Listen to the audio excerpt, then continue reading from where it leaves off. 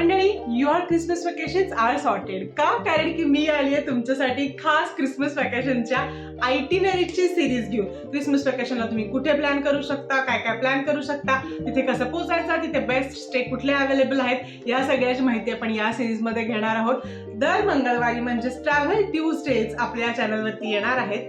Bye the way, fit foodie traveller चॅनलवरती तुमच्या सगळ्यांचं खूप खूप मनापासून स्वागत. दर शुक्रवारी आणि दर मंगळवारी आपल्या चॅनलवरती व्हिडिओज हे येत असतात.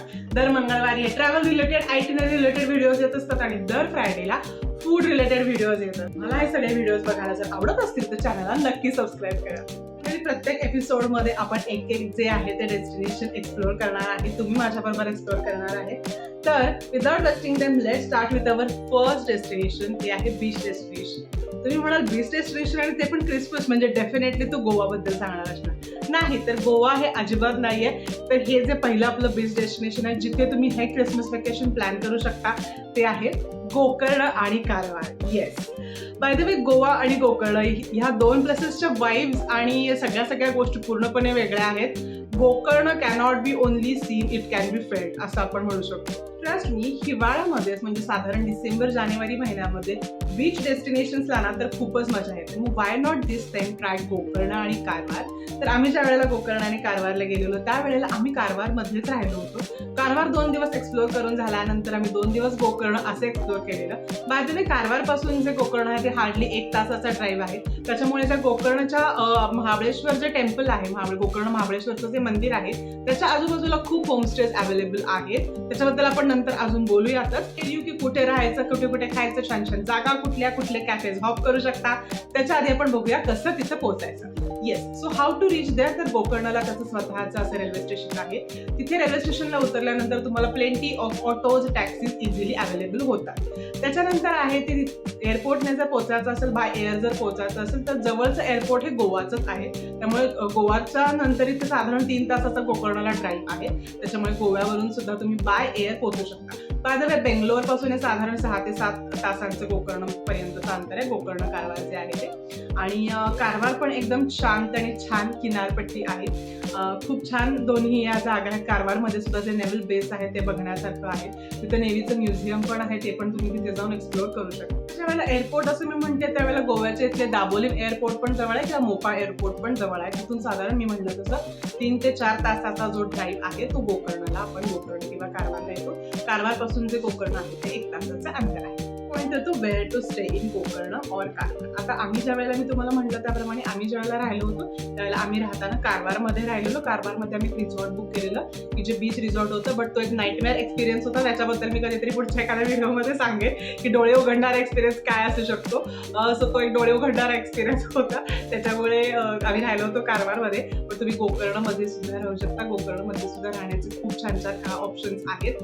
तर ज्या वेळेला विथ फ्रेंड्स आम्ही प्लॅन केलो त्यावेळेला आम्ही हॉस्टेलमध्ये राहिलो होतो, जे की एक प्रकारचं हॉस्टेल आहे. ते तुम्हाला खूप बजेट फ्रेंडली पडतं. सो तिथे 3ही ऑप्शन्स बजेट वाईज तुम्हाला मिळू शकतात. जसं की एकदम बजेट फ्रेंडली तिथे हॉस्टेल्स आहेत, होमस्टेज आहेत, मिड रेंज बजेट हॉटेल सुद्धा आहेत. आणि जर तुम्हाला खूप चांगल्या पद्धतीचे जर बीच व्ह्यू रिसॉर्ट हवे असेल तर ते सुद्धा ओम बीच, कुडले बीच याच्या जवळ आहे. For families, I prefer to stay near the Om Beach. It is very peaceful also, and it is also has a very nice vibes also. Now the main thing, that is where to eat and what to eat. Bye the वे, इथे ब्रेकफास्टसाठी वेगळे cafes available आहेत. तुम्हाला जर homely food हवं असेल तर तसे इथे काही टिफिन रेस्टॉरंट सुद्धा अवेलेबल आहेत. पण जर तरी तुम्हाला थोडंसं वाईबवालं छानसं एखादं कॅफेज हवे असतील तर तिथे सनसेट कॅफे नावाचं एक कॅफे आहे. मंत्रा कॅफे म्हणून एक कॅफे आहे, जे की अगदी बीचला लागून हे सगळे कॅफेज आहेत. बाय द वे, बीचला लागून असणारे सगळे जे कॅफे आहेत तर मी असं ऐकलेलं आहे की तिथे सगळ्या ठिकाणी जे फूड आहे ते सगळीकडे उत्तम मिळतं. So no doubt about that. By the way, मी असं ऐकलं की दत्तप्रसाद टिफिन म्हणून एक तिथे रेस्टॉरंट आहे. तिथलं साऊथ इंडियन फूड जे मिळतं ते खूप कमाल मिळतं.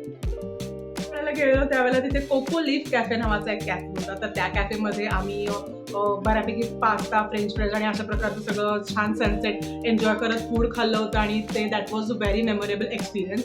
सो तो पण एक कोको लीफ कॅफे नावाचा कॅफे माझ्या कायम स्मरणात राहील अशी एक मेमरी ती छान माझी आहे. So there are lot of cafes available, there are lot of restaurants available. टेम्पलच्या आजूबाजूला खूप छान व्हेज रेस्टॉरंट्सचे ऑप्शन्स अवेलेबल आहेत. तर ते पण तुम्ही एक्सप्लोर करू शकता. सो गोकर्णमध्ये खाण्यापिण्याचा तसा काही विशेष प्रॉब्लेम नाही. मी मगाशी म्हणलं तसं गोकर्ण हा एक वेगळाच एक्सपिरियन्स असू शकतो. So it cannot be just seen, it can be experience. तर त्याच्यामुळेच तुम्ही गोकर्णमध्ये साधारण 3 दिवस तुम्हाला माझ्या दृष्टीनुसार पास आहेत. एका दिवसामध्ये ओम बीच, कुडले बीच, हाफ मून बीच हे प्रकारचे सगळे बीच तुमचे कव्हर होऊ शकतात.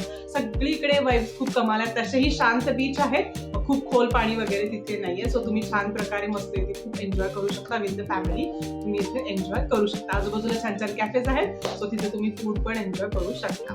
त्याच्यानंतर मात्र इथे स्पिरिच्युअल वाईज पण खूप छान आहेत गोकर्णमध्ये, जिथे की आहे गोकर्ण महाबळेश्वरचं मंदिर, जे की आपल्याला सगळ्यांनाच खूप माहिती आहे, सगळीकडे ते खूप फेमस आहे. पण बाय द वे इथे तुम्हाला ड्रेस कोड जो आहे तो थोडासा फॉलो करावा लागतो. जे बीचवरती तुम्ही कपडे घालता शॉर्ट्स वगैरे, ते कपडे घालून गोकर्ण महाबळेश्वरच्या टेम्पलमध्ये तुम्ही जाऊ शकत नाही. तो तिथे नाही खास रूल केलाय आणि जो की सर्वमान्य आहे आणि अर्थातच असायला पाहिजे. तिथलं जे पावित्र्य आहे ते आपण राखायलाच पाहिजे. सो गोकर्ण हा बीच एक्सपिरियन्स पण आहे, प्लस एक तुमचा हा स्पिरिच्युअल एक्सपिरियन्स पण खूप छान पद्धतीने होऊ शकतो.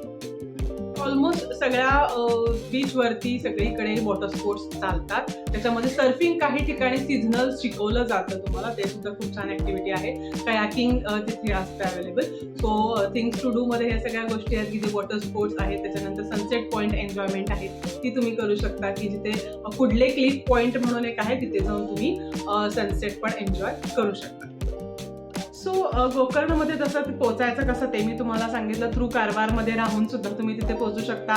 कारवारमध्ये राहून सुद्धा तुम्ही गोकर्ण एक्सप्लोर करू शकता, की रोज हार्डली 1 तासाचा जर जर्नी असेल तर तुम्ही येऊन जाऊन राहू शकतात. कारण कारवारमध्ये सुद्धा राहण्याचे खूप चांगले ऑप्शन्स अवेलेबल आहेत. कारवारमध्ये सुद्धा जो कारवार बीच आहे तिथे सुद्धा खूप छान असं बघण्यासारखं आहे. तिथे नेव्हल बेस आहे कारवारमध्ये.